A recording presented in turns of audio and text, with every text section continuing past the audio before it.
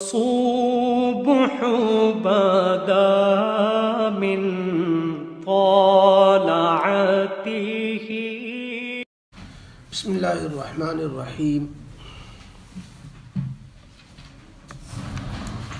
پانچویں پارے میں 10 رکوع، سورہ النساء کے 13 رکوع مکمل ہوئے.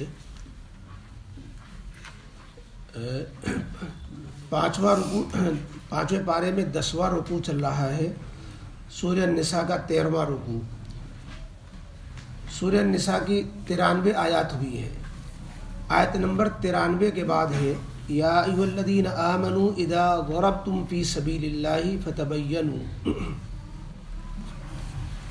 اعوذ باللہ من الشیطان الرجیم. بسم اللہ الرحمن الرحیم.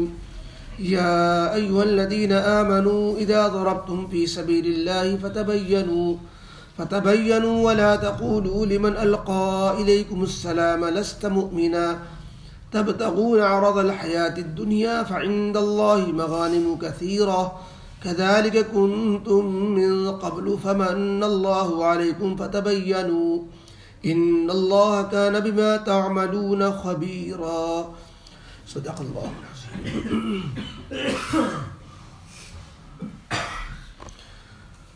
اوپر کی آیتوں میں کسی مومن کے قتل کرنے کو اتنا بڑا جرم قرار دیا گیا تھا کہ اس کی سزا تو یہ ہے کہ بس جہنم میں ہمیشہ پڑا رہے.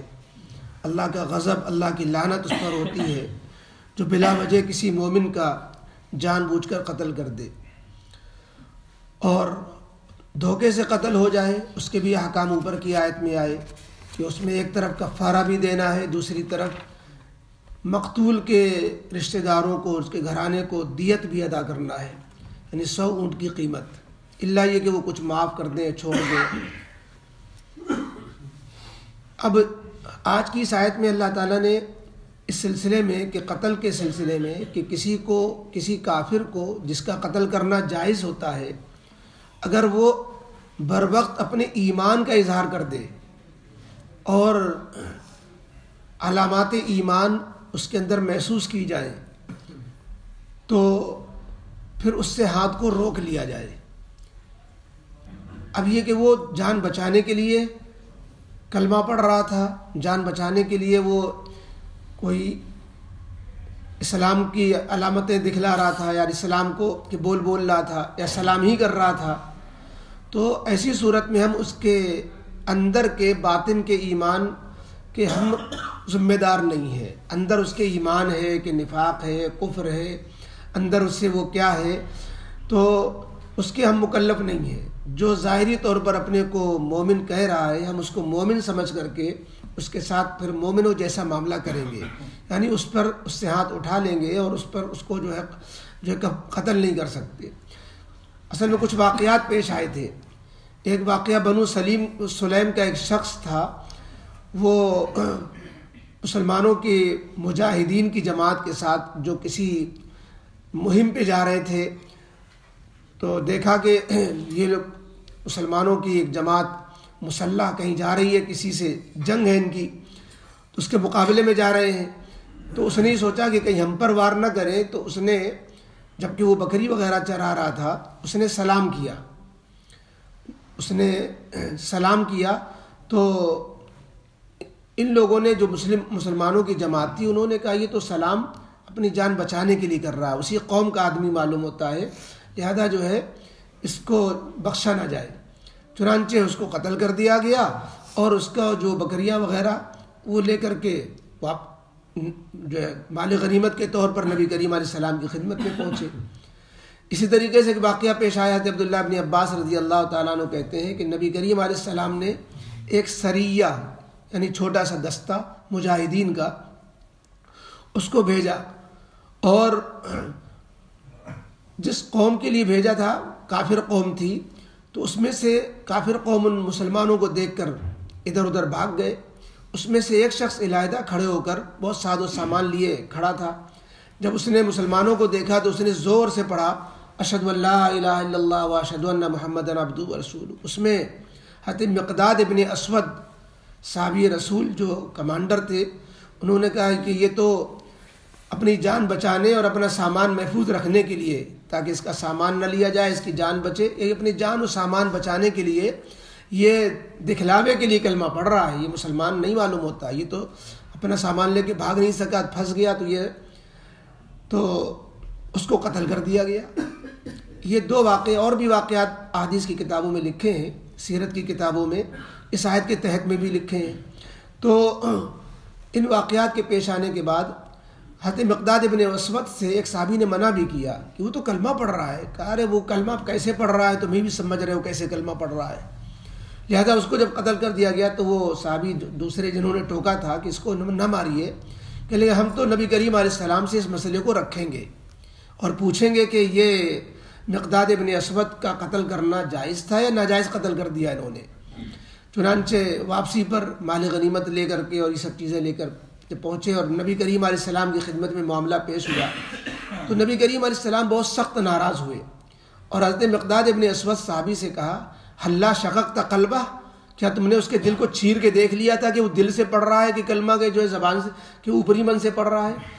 کیا یہ ممکن نہیں ہے کہ وہ پہلے سے مسلمانوں کافروں کے بیچ میں اپنے اسلام کو چھپا رہا ہو اور تم لوگوں کو دیکھ کر اس نے اسلام کا اظہار کر دیا ہو تاکہ جو ہے تم ان کو مسلمان سمجھو، اپنے ساتھ لے لو اس کو؟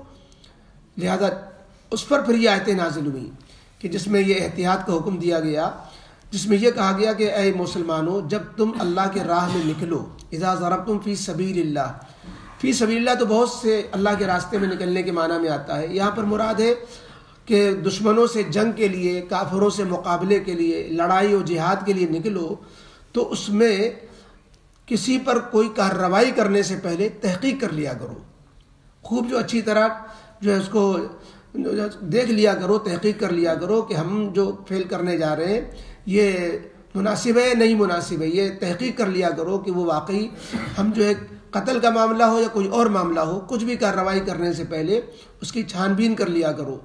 اور اس شخص کے بارے میں خصوصاً جو تمہارے سامنے اطاعت ظاہر کر رہا ہے، اپنے کو مسلمان جتلا رہا ہے یا سلام ہی تم سے کر رہا ہے، تو تم اس کو دنیاوی زندگی اور اس کے مال و متاع کو لینے کے لیے اس خواہش سے تم اس کو یہ کہہ کر کے مت نکار دیا کرو کہ تم تو مومن ہو نہیں، ہم تو تم کو کافر سمجھ کر کے تمہارے ساتھ کافروں جیسا معاملہ کریں گے. تو تم یہ ان لوگوں سے جو اپنے کو ظاہری طور پر اسلام کا اظہار کریں، تم یہ کہہ کر کے ان کو رد نہ کر دیا کرو ان کے اسلام کو کہ تم مومن نہیں ہو، تم دل سے مسلمان نہیں ہوئے ہو.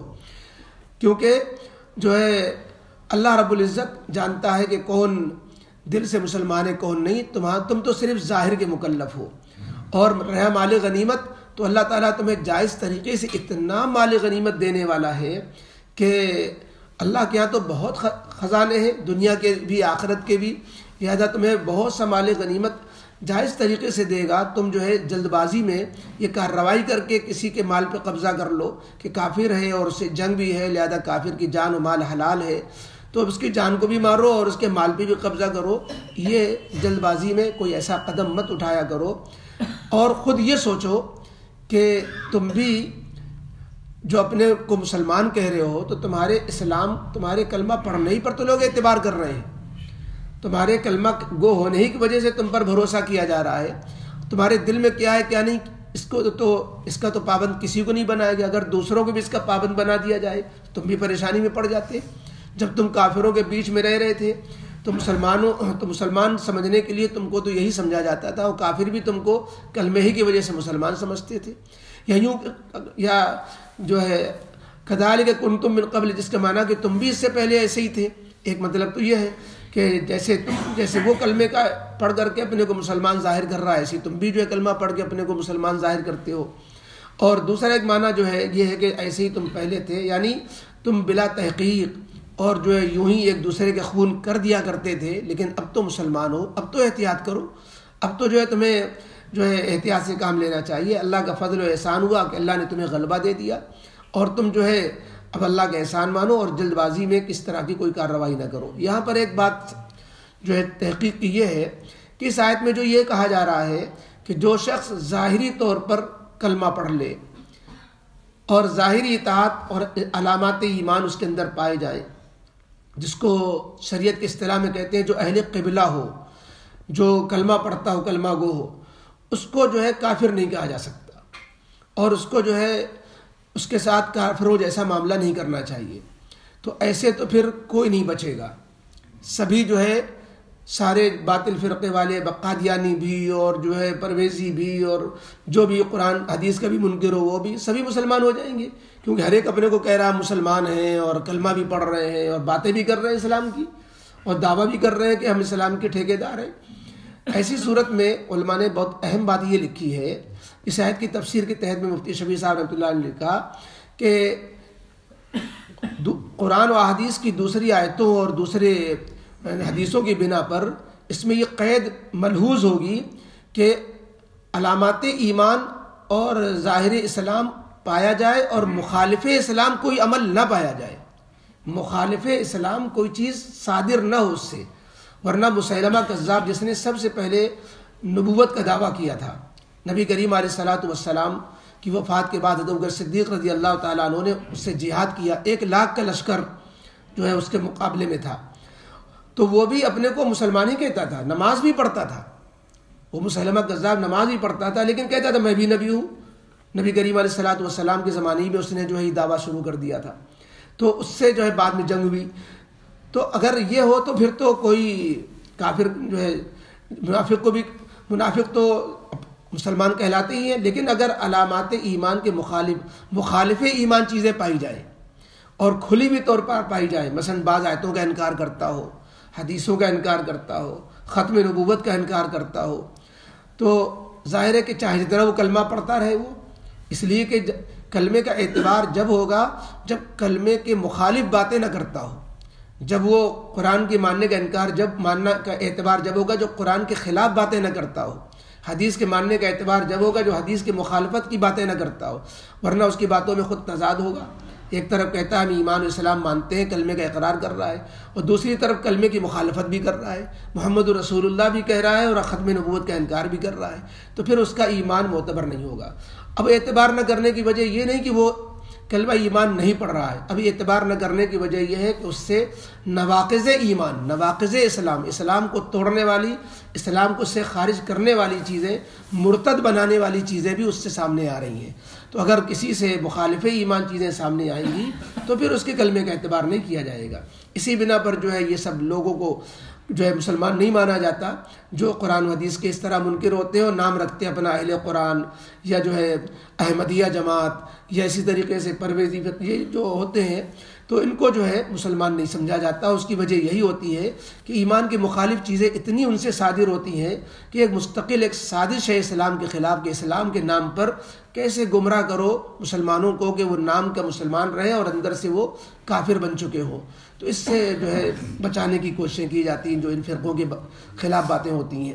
تو بہرحال تو یہ ہے اس آیت میں اہل ایمان کو اس بات کی ہدایت دی جا رہی ہے کہ باطن میں ایمان ہے کہ نہیں ہے اس کو اللہ کے اوپر چھوڑو. اگر ظاہری طور پر ایمان کا کلمہ کوئی بول رہا ہے، ایمان کی علامتیں پائی جا رہی ہیں اور ایمان کے مخالف کوئی باتیں صادر نہیں ہوئی ہے تو پھر ان کو مومن سمجھ کر کے ان کے ساتھ مومنوں جیسا معاملہ کرو. اور یہ جو قرآن میں کہا کہ اذا ضربتم جب تم سفر کرو اللہ کے راستے میں پھر یہ تحقیق کر لیا کرو. تو یہ سفر کے ساتھ خاص نہیں ہے، سفر ہو یا حضر، لیکن معاملہ یہ کہ آدمی جب اپنے شہر میں ہوتا ہے، اپنے وطن میں ہوتا ہے تو اس طرح کے شبے پیش نہیں آتے. کھلا رہتا ہے کہ جو ہے یہ کون ہے، کس طرح کا یہ انسان ہے، مسلمان ہے کہ غیر مسلم ہے. لیکن سفر میں، جہاد میں، اجنبی جگہوں میں، اجنبی لوگوں کے بیچ میں یہ مسائل پیش آتے ہیں. اور ورنہ سفر میں جو ہے اسی لیے سفر کی قید لگا دی گئی، ورنہ حکم جو ہے سفر کے ساتھ خاص نہیں ہے. اور فی سبیل اللہ کا لفظ اللہ کے راستے میں جیسا کہ عرض کیا گیا مختلف معنی میں آتا ہے، مختلف نیکو کاموں میں. جیسے ایک جگہ آیا حدیث پاک میں من خرج فی طلب العلم فهو فی سبیل اللہ، کہ جو طالب علمی کے لیے نکلا، علم کے طلب کرنے کے لیے اپنے گھر کو چھوڑا، وہ بھی فی سبیل اللہ، اللہ کے راستے میں ہے. اور دین کے کام کے لیے نکلا، دعوت و تبلیغ میں نکلا، وہ بھی فی سبیل اللہ ہے. اور اصل فی سبیل اللہ وہ ہے جو جہاد میں نکلا، جس میں جو ہے یہاں پر جو بولا گیا ہے وہ اللہ کے راستے میں جنگ کے لیے بولا گیا ہے. اسی لیے آگے کہا گیا کہ تم اس کو قتل نہ کرو. فرمایا یا ایھا الذین آمنوا اذا ضربتم فی سبیل اللہ، اے مسلمانوں، اے مومنو، جب تم راہ خدا میں جہاد کے لیے نکلو، فتبینوا، تو آگے کسی قسم کی کارروائی سے پہلے تحقیق کر لیا کرو. ولا تقولوا لمن القى الیکم السلام. سلام کے دو معنی ہیں. سلام کے معنی سلام کے بھی آتے ہیں، السلام علیکم کہنا، اور سلام کے معنی اطاعت کو ظاہر کرنا. اور تم ان لوگوں کے لیے، اس شخص کے لیے جس نے تمہارے سامنے اطاعت ظاہر کی، جیسا کہ عبداللہ ابن عباس کی روایت میں اس نے کلمہ پڑھ لیا تھا، اطاعت ظاہر کی، یا یہ کہ اس شخص کے لیے جس نے تم سے سلام پیش کیا، جیسے قبیلہ بنو سلیم کی روایت میں جس نے سلام کیا تھا. تو تم اس کے بارے میں یہ مت کہہ دیا کرو لست مؤمنا، کہ تم مومن تم کو مانتے نہیں، تم مسلمان نہیں ہو اندر سے. تبتغون عرض الحیات الدنیا، تم تو دنیا کی زندگی کے اسباب کی خواہش رکھتے ہو. اگر یا تو ان کے لیے کہا جا رہا ہے کہ جس نے ظاہری کلمہ پڑھ لیا اور جو ہے ظاہری اطاعت قبول کی، کہ اس سے کہا جا رہا ہے کہ تم مسلمان نہیں ہو، تم اپنے جان بچانا چاہتے ہو، مال بچانا چاہتے ہو. یا یہ کہ ان سے کہا جا رہا ہے صحابہ کرام سے کہ تم نے جو ہے ان کے خلاف جو کارروائی کی، قتل کیا. تبتغون عرض الحیات الدنیا، گویا اللہ کی طرف سے یہ تنبیہ صحابہ کو ہو رہی ہے کہ تم دنیاوی زندگی کے سامان کی خواہش میں تم نے اس کو کہہ دیا کہ تم مومن نہیں ہو. تو ایسا نہیں چاہیے. فعند اللہ مغانم کثیرہ، پر بے شک اللہ کے پاس سے تمہیں تو بہت سی غنیمتیں حلال و جائز طریقے پر حاصل ہونے والی ہیں. کذالک کنتم من قبل، اور تم بھی تو ایسے ہی تھے اس سے پہلے، اس سے پہلے تم بھی تو ایسے ہی تھے، یعنی پہلے، یعنی سلام سے پہلے دنیا کی غرض سے ناخون کیا کرتے تھے، اور جو ہے کفر کی زندگی تھی، جہالت کی زندگی تھی. فمن اللہ علیکم، پس اللہ تعالیٰ نے تم پر احسان کیا. اور یہ مطلب یہ ہے کہ شروع زمانے اسلام میں تم بھی کافروں کے شہر میں رہتے تھے، تمہاری کوئی اپنی حیثیت نہیں تھی، اس وقت بھی تمہارا اسلام معتبر سمجھا گیا، تمہارے جان مال کی حفاظت کی گئی. تو ایسے ہی تم کو بھی چاہیے کہ دوسروں کی جان مال کو، جو کافروں کے بیچ میں مسلمان ہیں، ایسے ہی ان کو بھی معذور سمجھو. فمن اللہ علیکم، کہ اللہ نے تم پر احسان کیا. فتبینوا، لہذا اب جو کام کرو تحقیق کے ساتھ کرو، بلا تحقیق کسی کو قتل مت کرو، احتیاط اور غور سے کام کرو. ان اللہ کان بما تعملون خبیرا، بے شک اللہ تعالیٰ ان تمام چیزوں کو جو تم کر رہے ہو خبر رکھنے والا ہے. اب اگر کوئی کافر اپنے جان مال کے خوف سے ہی ظاہری اسلام دھوکہ دینے کے لیے بھی کر رہا ہوگا، تو اللہ تو جان رہا ہے، اللہ خود اس سے نمٹ لے گا، پھر تمہیں کارروائی کی ضرورت نہیں ہے. الحمد للہ رب العالمین، والصلاة والسلام علی رسول محمد وآلہ وصحبہ اجمعین. ربنا ظلمنا انفسنا وإن لم تغفر لنا وترحمنا لنكونن من الخاسرین. ربنا لا تزغ قلوبنا بعد إذ هديتنا وهب لنا من لدنك رحمة إنك أنت الوهاب. ربنا هب لنا من أزواجنا وذرياتنا قرة أعين واجعلنا للمتقين إماما. اللهم إنا نسألك العفو والعافية في الدنيا والآخرة. اللهم أرنا الحق حقا وارزقنا اتباعه، اللهم أرنا الباطل باطلا وارزقنا اجتنابه. اللهم زدنا ولا تنقصنا، وأكرمنا ولا تهنا، وأعطنا ولا تحرمنا، وآثرنا ولا تؤثر علينا، وأرضنا وارض عنا، وأدخلنا الجنة بمنك وفضلك يا أرحم الراحمين. وصلى الله تعالى على خير خلقه محمد وآله وصحبه أجمعين برحمتك يا أرحم الراحمين.